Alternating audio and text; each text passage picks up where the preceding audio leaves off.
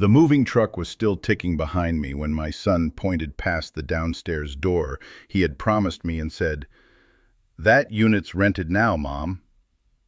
I had already returned the keys to my old apartment, so the only question I could think to ask was, "Then where am I supposed to live?" Before Evan could answer, I turned to Caleb, the moving foreman, and told him not to open the truck or unload one box until I had seen my room. Caleb looked from me to the duplex. He had a clipboard tucked under one arm and two men waiting at the lift gate.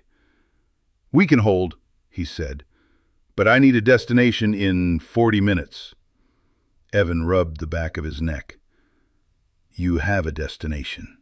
Come inside." He did not take me through the downstairs door. A young woman I had never seen was carrying a lamp through it, while a man behind her held the door with his foot. Evan led me up 3 porch steps, through the upstairs kitchen, and into a narrow back hall. The washer and dryer stood at the far end. Beside them, a green curtain hung from a new track in the ceiling. Behind the curtain was a folding cot, a lamp, a narrow dresser, and 3 plastic bins fitted under the stairs. On the wall beside the washer was a 6-week schedule. My name was written across it in green marker. Monday, 5:30 to 8. Tuesday, 2:30 to 7. Wednesday, 5:30 to 8. Saturday, 9 to 4. The hours continued down the page week after week. 2 of the mornings began half an hour before I was due to unlock the school cafeteria. Marisol came out of the kitchen holding a roll of paper towels. "It looks small right now," she said. "Once your things are in here, it'll feel like yours." I reached back and touched the curtain. It stopped 6 inches above the floor. "Where is the door?" I asked. Neither of them answered. That was when I understood that I had not arrived at a last-minute inconvenience. Someone had measured those bins. Someone had drilled the curtain track into fresh paint. Someone had written my work week into a childcare plan before telling me I no longer had an apartment. But I had not known any of that 6 weeks earlier when Evan first called me about the duplex. I was 59 then and had lived in the same second-floor apartment for 9 years. It was not beautiful. The bathroom tile was the color of wet cardboard. The kitchen window faced a brick wall, and the radiator knocked 3 times before it began to heat. But the rent was manageable. The bus stopped at the corner, and I could leave for the middle school at 5:28 every morning and be inside the cafeteria by 6. I managed a crew of 4. We fed just under 600 children on a full day. My work was not glamorous, but it demanded more judgment than people imagined. Milk deliveries had to fit inside a cooler already holding produce. Hot trays had to reach the line in the right order. If one person called out, the rest of the morning changed shape. I liked work that had a shape. Evan knew that about me. He also knew my building was likely to raise the rent when my current agreement rolled over. So when he and Marisol bought the duplex, his offer sounded thoughtful rather than desperate. "The ground floor place is perfect for you," he said over my kitchen table. "No stairs, your own entrance, your own bathroom, little kitchenette in the back." Marisol sat beside him with one hand resting on the curve of her stomach. Their baby was due in 5 weeks. She looked tired and happy in the way people sometimes do when every part of life is changing at once. "You would be near us," she said, "but not on top of us." That mattered to me. I loved my son. I wanted to know my grandchild. I did not want to become a piece of furniture in their household. Evan had never been careless with me before. After his father died when Evan was 22, he was the one who drove me to the Social Security office and sat beside me without trying to speak for me. When I slipped on ice 3 winters later, he brought groceries every Wednesday for a month and always texted before coming. Those things were part of why I heard his offer as an act of care. Trust is rarely built by one grand gesture. Mine had been built by a young man who knocked even when he had a key. Marisol and I had our own history. I had helped with food for their small wedding, and she had insisted on paying for the groceries. When they learned about the baby, she did not present me with a list of grandmother duties. She asked whether I wanted to come to one appointment, and she accepted when I said school inventory made that week impossible. Nothing in those years prepared me to believe they would arrange my home behind my back. That is why the promise worked. It came from people who had usually understood the difference between help and possession. "And my work?" I asked. "You keep your work," Evan said immediately. "I can help sometimes. That is different from being available." Of course. We discussed $650 a month. That was less than my apartment, but enough, Evan said, to cover the downstairs utilities and part of the property taxes. He used the phrase, "your own lock," 3 times. The duplex was in Bellwether's East End, 12 minutes from the school if traffic was light. When he took me through it, the downstairs unit still smelled of plaster. A drop cloth covered most of the floor. The old kitchenette cabinets had been removed, but the plumbing was there. There was a bedroom at the back, a bathroom with a level doorway, and a separate front door with a square brass lock. I stood in the bedroom with my tape measure and wrote down the wall lengths. "You brought that from work?" Marisol asked. "I bring it everywhere now." She laughed. "Nora labels soup in her own refrigerator." I did. At school, a label was the difference between 30 pounds of thawed chicken and 30 pounds of waste. At home, it meant I could find winter gloves without emptying the hall closet. I measured my table and bed that night. The full-size bed needed 75 inches before I allowed space to walk around it. My little drop-leaf table needed 42 with 1 leaf down. I emailed the numbers to Evan and asked him to check them after the downstairs work was finished. 2 days later, I gave my landlord written notice. We agreed on my last morning, 6 weeks away. He thanked me for the early warning. By the next week, he had shown the apartment. By the week after that, he told me another tenant had signed for it. There was no drama in any of that. I was leaving because I had chosen another home. I scheduled the final utility reading, ordered boxes, and marked the calendar for key return. I gave away the bookcase that would not fit the downstairs bedroom. I sold my armchair to the woman across the hall for $40 because Evan said there was already a chair in the unit's front room. I canceled the small garden plot I had rented behind my building. None of those losses was devastating, but each one narrowed the road back. By the time my landlord told me the next tenant had signed, I had turned the move from an idea into a sequence other people were relying on. Evan sent pictures of the duplex every few days. Most showed the upstairs nursery or the porch railing he was sanding. When I asked for the final downstairs measurements, he said the contractors still had tools everywhere. "Just make sure the bed wall is at least 75, I told him. "We'll make everything fit." It was not an answer. I noticed that. I also noticed how much I wanted it to be an answer. At lunch the next day, I mentioned it to Denise Harper. Denise had worked beside me for 7 years. She could tell from the way I stacked trays whether I was thinking about the trays or something else. "You still haven't seen the finished room?" she asked. "It's family. He's busy." Both can be true. Denise had a furnished room at the back of her house. Her daughter had moved out that spring, and Denise was saving to repaint it. She did not offer it as a favor with no edges. $150 a week, she said.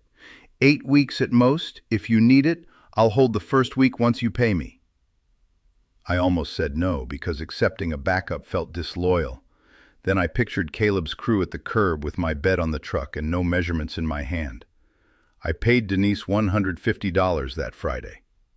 The moving company allowed an alternate destination if I arranged it before move day. I reserved a month-to-month storage unit near Denise's house and had Caleb add Destination B to the work order. Diverting after the truck was loaded would cost another $610 for the extra travel and storage unload. I had $4,850 in moving savings. The move I expected to make already cost $790. Destination B would hurt, but it would work. I did not tell Evan about it. Not because I wanted to surprise him. I did not expect to use it. I also filed my own mail forwarding request and changed my address with payroll. I packed my work shoes, 3 clean uniforms, medication, phone charger, and documents in the back of my car instead of the truck. That was another cafeteria habit. Anything needed for the first shift stayed where I could reach it. The evening before the move, my apartment sounded empty. Without the curtains, the traffic seemed closer. The walls held pale rectangles where my pictures had been.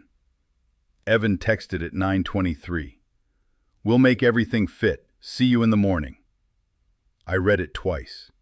Then I set my alarm for 5:30, slept on a borrowed air mattress, and told myself that caution and trust could occupy the same room. On move morning, I swept the apartment, photographed the final meter reading, and put the keys in the envelope my landlord had left. At 8:40, I closed that door for the last time. The truck reached the duplex at 9:12. 4 minutes after Evan told me the downstairs unit was rented, I met the people living in it. The young woman with the lamp set it inside and came back to the threshold. "You must be Evan's mom," she said. "I'm Priya. That's Samir." She said it warmly. I could see 2 pairs of shoes beside the wall and a row of unopened boxes in the front room. "When did you move in?" I asked. Evan stepped closer. "Mom, let's not bother them." 17 days ago, Priya said. "Mostly little things at first. We finished this weekend." Samir came up behind her. "We signed about a week before we got the keys." He glanced toward the stairs. "Evan said his mom would be upstairs too. It's nice to have family in the building." I saw discomfort cross Evan's face. Priya and Samir had done nothing wrong. They had signed for an available apartment and paid to live there. I thanked them and wished them well. Then I followed my son upstairs. Until Priya said 17 days, I had been trying to make the facts smaller. Maybe the rental had happened yesterday. Maybe a pipe had burst. Maybe the bedroom was unavailable for one night. 17 days did not tell me everything, but it told me not to allow unloading while I listened. The upstairs kitchen opened into a short hall. At the far end, the new green curtain divided the laundry alcove from the walkway to the back stairs. A person crossing from the family room to the kitchen would pass within 2 feet of the cot. Marisol had tried to make the space kind. The lamp had a soft shade. A folded quilt lay at the foot of the cot. The dresser was clean. That almost made it worse, because kindness applied to a decision made without me did not restore the missing choice. I took my tape measure from my bag. Evan let out a breath. "You don't need to do that right now." The wall from the dryer vent to the corner was 6 feet 9 inches. My bed frame was longer. The narrow dresser blocked half the only open stretch. If we brought in the bed at all, it would extend beyond the curtain and into the path to the stairs. I opened the photo of Caleb's load sheet on my phone. Bed frame was item 12. Table was item 26. The 6 cartons marked kitchen filled a row near the truck door because I had expected them to go into the downstairs cabinets first. In the space behind the curtain, there was no cabinet, no sink, and no surface where I could make coffee before my shift. If the crew started unloading, every large item would have to be placed in the garage or carried back out. The decision would grow more expensive with each box. "The cot is temporary," Marisol said. "We thought your bed could go in storage until we rework the space." "How long?" "We don't know yet," the washer chimed behind me. A few seconds later, the dryer began to tumble. There would be no wall between my pillow and either machine. I texted Caleb. "Hold remains. Do not unload." Then I looked at the schedule. My name appeared 23 times across 6 weeks. The green blocks added up to about 30 hours in an ordinary week. Monday and Wednesday began at 5:30 a.m., though Evan knew I unlocked the cafeteria at 6. Tuesday and Thursday began at 2:30, half an hour after my shift ended. leaving just enough time to drive directly from school if traffic behaved. There were Saturday blocks. There was one Friday night. At the bottom, beside a list of expenses, someone had written, Mom, $650. Is this a draft? I asked. Marisol folded the paper towel roll against her chest. It's what we need covered until the daycare opening. Did you ask me? We've talked about you helping. We talked about me helping sometimes. Evan reached for the page as if he could make it less visible by holding it. I kept one finger on the bottom corner. Who has the baby Monday at 5:30? I asked. We can adjust that. Who did you think had the baby when you wrote it? Neither answered. I did not need them to say the word. The name in green was mine. Marisol's leave was ending. Evan worked for a heating company and was taking every available service call. The infant care center they wanted had no full-time opening yet. Those pressures were real. They were also known before my truck arrived. We thought, Evan began, then stopped. What did you think? We thought once you were here, we could work it out together. My old keys were returned. My furniture was on a truck. The downstairs unit had strangers' shoes inside it. By the time they offered to work together, every choice that could have protected my home was behind us. On a shelf beside the curtain sat a wire basket with a white card clipped to it. Nora, mail. Inside was the forwarding confirmation I had been expecting. It had arrived at the duplex 5 days earlier. I lifted the envelope. You knew mail for me was already coming here. Of course we knew, Evan said. That was the plan. Which plan? The kitchen went quiet except for the dryer. Marisol put the paper towels on the counter. The downstairs rent covers more than you were going to pay. We didn't understand how tight everything would be until after closing. When did you rent it? The application came in fast, Evan said. When?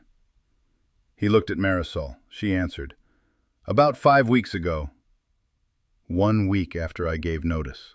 They had accepted the application while my old landlord might still have been able to stop showing my apartment. They had watched me pack. Evan had taken 2 loads of books to the storage unit in my building. Marisol had helped me choose which kitchen pans would fit in the downstairs cabinets that no longer belonged to me. When did you decide I would sleep here? I asked. Marisol's eyes filled, but she did not look away. Around then. That answer hurt more than an excuse would have. It was plain. And the schedule? I made the first version before Priya and Samir got their keys. The schedule was not a desperate idea from that morning. The curtain was not a patch thrown up overnight. They had built a second life for me while I was dismantling the first one. My phone vibrated. Caleb, 22 minutes. Need unload here or confirm B. Evan saw the message preview. What is B? A storage unit. His face changed. You planned for this? I planned for not having final measurements. Where are you going to sleep? I have a room for a few weeks. Marisol sat down at the kitchen table. So you didn't trust us. I could have argued about the order of things. I could have reminded her that I had given notice, changed my mail, and loaded every chair I owned because I did trust them. Instead, I put the envelope back in the basket. I hoped I would not need the room, I said. Evan asked us to move into the family room so Priya and Samir would not hear anything through the floor. I agreed. I did not want strangers turned into an audience. The family room was at the front of the upstairs unit past the nursery door. The baby was elsewhere with Marisol's sister that morning. The door stayed closed. The conflict belonged to the adults standing in that room. Evan shut the family room door. We are not asking you to live in a closet forever, he said. How long? Until we stabilize. What date is that? Mom, that is not how a mortgage works. How long is the downstairs lease? Marisol answered quietly, a year. I looked at the room around me. A new sofa stood against one wall. 2 unopened lamps were stacked beside it. They had spent money making a home, and now the bills for that home were arriving alongside the bills for a baby. I could understand how fear had narrowed their thinking. I could see how each choice might have felt temporary when they made it. But a year was not temporary to the person sleeping beside a washing machine. "We can buy a better bed," Evan said. "We can put up a solid divider." "With a door?" He looked toward the hall. "And the care schedule?" I asked. "Is that a request?" Marisol pressed both palms to her knees. "It's what lets me go back to work." "That is not what I asked. We need you." There it was. Need, spoken as if it completed the conversation. My leaving had a price. I knew the numbers because I had written them down. $610 for the diversion and storage unload. $150 each week to Denise. Storage rent. Another move. A deposit on an apartment that would almost certainly cost more than the one I had left. I would sleep in somebody else's spare room with 6 inches of closet rod. I would go to work from a suitcase. I might spend weeks looking at apartments I could not afford. Staying had a price too, though none of it appeared on their paper. It would begin with the bed frame going into storage. Then my 5:30 mornings would collide with the cafeteria keys. The $650 would leave my account every month while my savings thinned. Every later request would begin with the fact that I already lived there. Evan sat on the arm of the sofa. "You are making a permanent decision while you're upset. The downstairs lease is the permanent decision. We can work this out. You already worked it out. You just did it without me." Marisol wiped beneath one eye. "Could you at least cover the first 2 weeks? You can stay with your friend, but if you take the afternoon blocks, we can get through until—" I held up my hand, not sharply, just enough to stop the next square on the grid from attaching itself to me. "That is not the apartment you promised," I said. "I did not agree to live there. I did not agree to this schedule." I called Caleb. He answered on the second ring.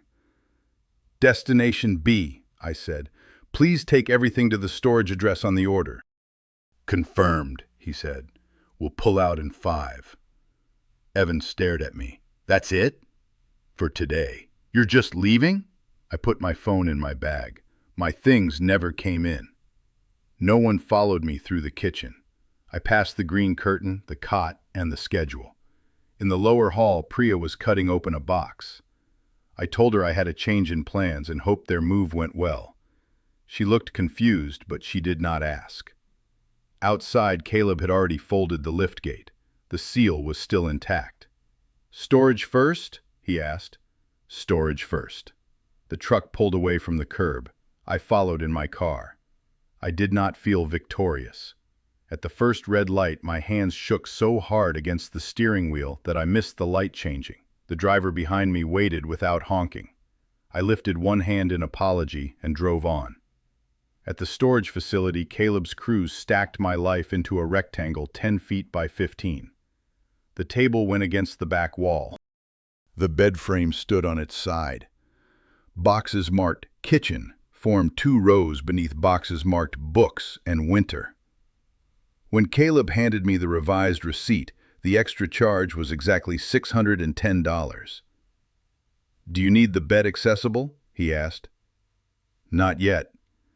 It was the first time I said those words and knew they were true. Denise got home at 4.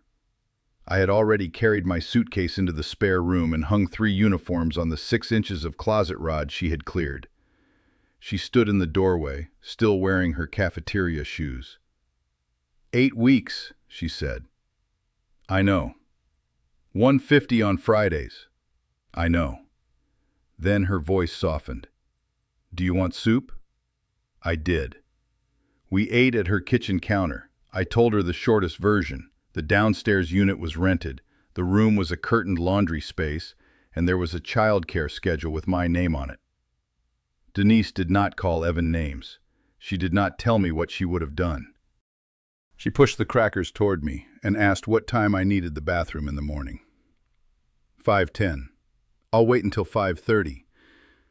That was the whole arrangement. Clear terms, then ordinary kindness. I slept badly. The mattress was comfortable, but every time a car passed, light moved across a wall I did not know. At 4:48, I gave up, dressed in one of the uniforms I had kept in my car, and drove to school. The cafeteria door opened with the same heavy pull it always had.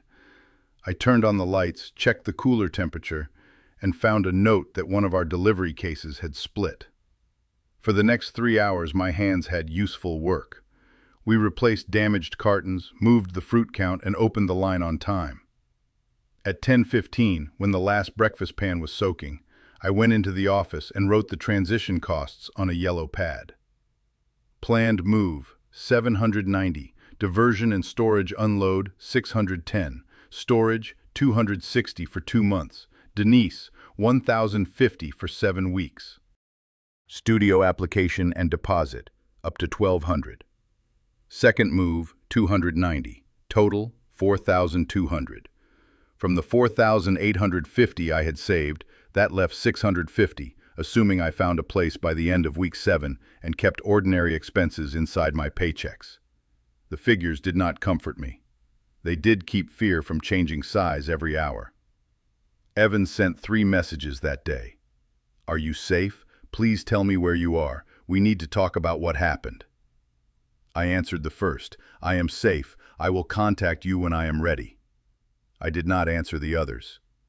My first apartment viewing was 4 days later. It was over a bakery, and the stairs turned twice before reaching the unit. The rent was within reach, but moving my bed up those stairs would have cost more than the second move allowance, and the kitchen had no space for the table even with both leaves down.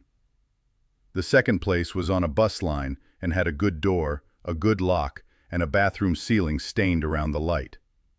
The manager promised to paint it after I signed.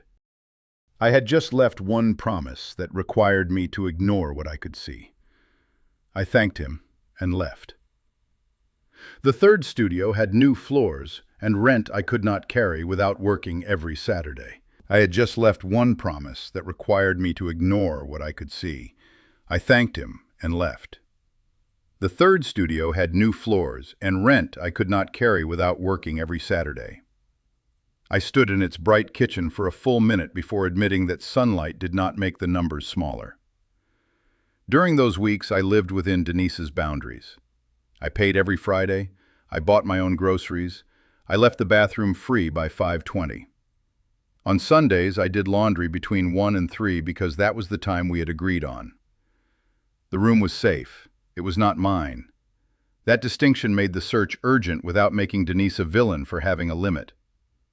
By the 4th week, I had learned the sounds of Denise's house. Her furnace clicked at 10 after 5. The neighbor's truck started at 6:20. Denise watched a quiz show at 7 and went upstairs by 9:30. I could move through that routine without disturbing it, but I never forgot that I was fitting myself around somebody else's life. I kept one paper grocery bag beside my suitcase for apartment brochures. Every Sunday I crossed out listings that had rented, added bus times beside the new ones, and counted the Fridays left before the 8-week limit. Denise never threatened me with the date. She did not need to. Clear terms do their work without being repeated. At school, I turned down 2 optional supply shifts because the apartment viewings fell in the same hours. That meant losing extra pay at the exact time I wanted it most. One afternoon, I drove 20 minutes to a listing, only to find the front walk too steep for the movers to manage within my allowance. I sat in the car afterward with my tape measure in my lap and let myself be angry for 5 minutes. Then I called the next number. At the end of the 2nd week, Evan invited me to lunch. Then he added, "Marisol has an appointment at 2. Could you stay with the baby after?" I replied, "Not this time." The following week, he asked whether I could come by Tuesday afternoon while they toured another child care center. I replied no. Both times I had to set down the phone after sending the message. Saying no did not erase the part of me that wanted to be useful. It only kept usefulness from becoming the admission price for seeing my family. Marisol sent one message of her own. "I know you're angry with us, but the baby didn't do anything." I read it several times. The statement was true, and it placed the truth where it did not belong. I had not rejected a child. I had refused a schedule made by adults. I answered carefully. I am not angry with the baby. Please do not use a visit with my grandchild to assign me work. When you are ready to invite me without an attached shift, ask again. She did not reply that day. I wondered whether I had been too formal. Then I pictured the green squares beginning at 5:30 and left the message as it was. On day 23, Evan called while I was walking from the cafeteria to my car. "We are paying for 2 full days," he said without greeting. "Do you know what that costs?" "I know it costs money. I'm taking the late service calls and Marisol changed her schedule. We are barely seeing each other." I leaned against my car door. "I believe you. You sound like you don't care." "I care. I am not the missing line in your budget." He was quiet. "When can I see you?" he asked. "When the visit does not include a shift." He ended the call soon after. I cried in the parking lot, quietly and with great irritation, because I still needed to buy milk before going back to Denise's house. The 4th apartment disappeared before I could apply. The 5th required a deposit 3 days before my next paycheck. I could have taken it from the studio money, but then I would have had nothing for the second move and storage balance. I began to understand why people accept rooms that are wrong. Exhaustion can make any key feel like rescue. On the 6th week, a rear studio opened on Calder Street. The building was plain brown brick. The hallway smelled faintly of floor wax. The unit was 430 square feet, 1 room plus a galley kitchen and bathroom. It sat on a bus line that stopped 5 blocks from the school. The rent was $185 more than my old apartment. I walked through with my tape measure. The bed wall was 89 inches. With the frame in place, there would be 14 inches between its corner and the kitchen doorway. The table would fit only with 1 leaf removed. The closet was narrow, but it had a door that closed. The leasing clerk watched me write the numbers. "You've done this before," she said. "Not carefully enough." There was no special discount. No owner recognized my name. I submitted pay records from the school, bank statements, references, and the application fee. Then I waited through a weekend. On Monday morning, while I was portioning applesauce, the clerk called and said I had been approved. I did not leave the line to celebrate. I finished the count, washed my hands, stepped into the office, and called her back. The deposit and application came to $1,200. I signed on day 49 after 7 paid weeks in Denise's room. That left 1 week before her limit. The second movers charged $290. They brought my bed out of storage first. When the frame was assembled, it fit where I had measured. The table fit after I removed 1 leaf and wrapped it in a towel under the bed. The kitchen held 4 pans, 6 plates, and the blue kettle I used every morning. Nothing about the place was luxurious. That night, I sat on the edge of my own bed and listened. No dryer turned beside my pillow. No one crossed a hallway 2 feet away. The refrigerator clicked once and stopped. I had $650 left from the moving savings. I also had a key to a door I had inspected before signing. Evan's first message after learning I had moved was, "Could you cover next Tuesday?" He added congratulations 20 minutes later. I did not answer until morning. "I can't cover Tuesday. I can meet you for coffee Saturday at 10 if it is just coffee." He agreed. We met at a small place halfway between the duplex and my studio. He looked thinner. I probably did too. He told me the infant care center still had them on a waiting list. They had hired a licensed provider for 2 days, staggered work on 2 others, and relied on Marisol's sister for 1 Friday each month. They had stopped buying materials for the upstairs bathroom.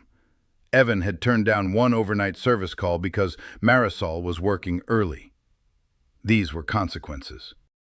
They were also normal responsibilities that had briefly been written beside my name.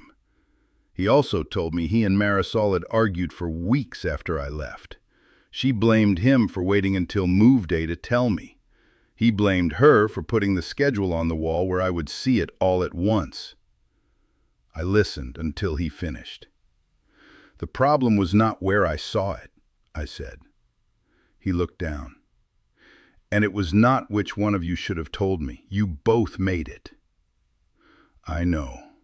His answer was quiet. For once, he did not use being afraid as a request for me to make the fear disappear. "We were scared," he said. "I know. The mortgage, the baby, the downstairs repairs, it all hit at once. I know." He moved his coffee cup a few inches, then moved it back. "I should have told you before you gave up the apartment. You should have asked before you made any plan for where I slept or when I worked." He nodded. He did not ask me to forgive him. I did not offer. At 10:45, he looked at the clock. "I told Marisol I'd be back by 11:30. Then you should go." He left. The visit had lasted 45 minutes. No task appeared at the end of it. That did not repair everything. It was one visit that had remained what he said it was. 3 months after move day, Denise brought another possibility to the cafeteria office. 2 families connected to the school needed help preparing food after classes. Not childcare, she said. Meal preparation while a parent was home working. My first instinct was to refuse anything that placed me inside another family's afternoon. Then I realized refusal made automatically was not much freer than agreement made automatically. I met both parents at the cafeteria office after my shift. I asked what they wanted cooked, who would supervise the children, whether I would ever be expected to drive anyone, and what happened if they canceled. We wrote down the terms. Tuesdays and Thursdays, 3:30 to 5:30. $24 an hour. Batch meal preparation only. A responsible adult in the home. No driving, no bathing, no homework supervision, no added hours without a new conversation. Either side could end the arrangement. The work was ordinary. I roasted pans of vegetables, cooked rice, portioned soup, labeled containers, and left by 5:30. Sometimes a child passed through the kitchen and asked what smelled good. The parent answered. I kept chopping. After the first month, one parent asked whether I could stay until 6:30 on Thursdays because her meetings were changing. The old reflex rose before I could stop it. I began calculating how to say yes. Then I looked at the page we had both signed. I can do that twice this month, I said. After that, we need to decide whether the regular hours still work for both of us. She checked her calendar and decided to keep the original time. There was no fight. The request remained a request because we had named the edges before anyone needed an exception. By the end of month 6, I had put $610 back into savings, the amount the diversion had cost. The number mattered to me, but not because I had won it back from Evan. I had earned it in hours I had seen before agreeing to them. Evan and I had 2 more task-free visits. The first was a walk in a public park. The second was lunch near my school. He apologized more specifically the second time. "We decided first and told you when we thought you couldn't say no," he said. I appreciated that he named it. Naming it did not make the old apartment reappear. It did make our next conversation clearer. In month 8, he asked if he could visit my studio on a Sunday. His message came 3 weeks ahead. "Lunch at your place or nearby, noon to 2? We have childcare covered. No errands. I'd like to see your home if you want me there." I read it after work. I checked my calendar. Then I wrote the visit in pencil. He arrived at noon, carrying nothing I had to store and no problem I had to solve. I showed him the galley kitchen, the table with 1 leaf, and the bed that fit with 14 inches to spare. He stopped beside the kitchen wall where my weekly sheet hung. School shifts were written in black. Meal prep hours were in blue. His Sunday visit was in pencil. Several squares were blank. He looked at it for a moment, then asked, "Do you still label everything?" "The freezer containers, mostly." At 2, he put his cup in the sink and left. I washed that 1 cup, set it on the rack beside my own small stove, and turned off the kitchen light.